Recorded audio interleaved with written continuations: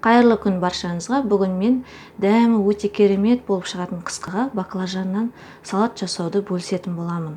Ол үшін бізге қажетті баклажан, болгар бұрышы, қызанақ, пияз, ащы бұрыш, сарымсақ, сұйық май, уксус, қант, тұз қажет. Көкөністерді кесіп алдық. Баклажанымызды бір қасық тұз салып араластырып қоямыз. Әрі қарай біздер ет тартқыштан қызанағымызды өткізетін боламыз. Сонымен қатар сарымсақ пен ащы бұрышты да өткізіп аламыз.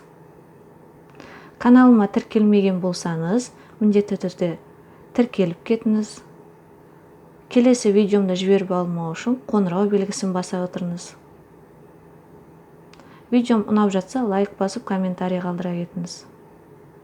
Қызанағымыз дайын болды. Енді оған 150 грамм сұйық май қосып, баяу отта қыздырамыз.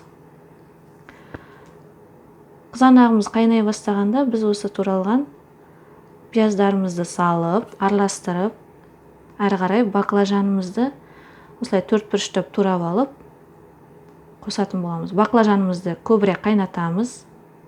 Ең соңында біз болгар бұрышын қосатын боламыз. Болгар бұрышы тез пісетіндіктен соңғы жағында саламыз. Дәміне қарай тұз, қант саламыз және де араластырып отыратын боламыз. Мен бұл жерде қант пен тұздың мөлшерін описанияға қалдыратын боламын.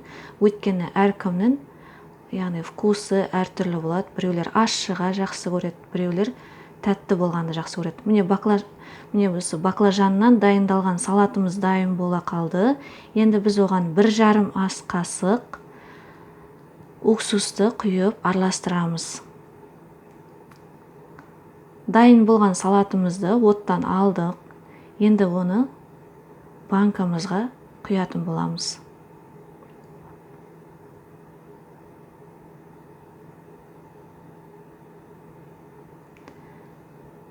Мен бұл жерде бұрынғы видеоларымда да айтқан болатын, банканы қайнатпаймын.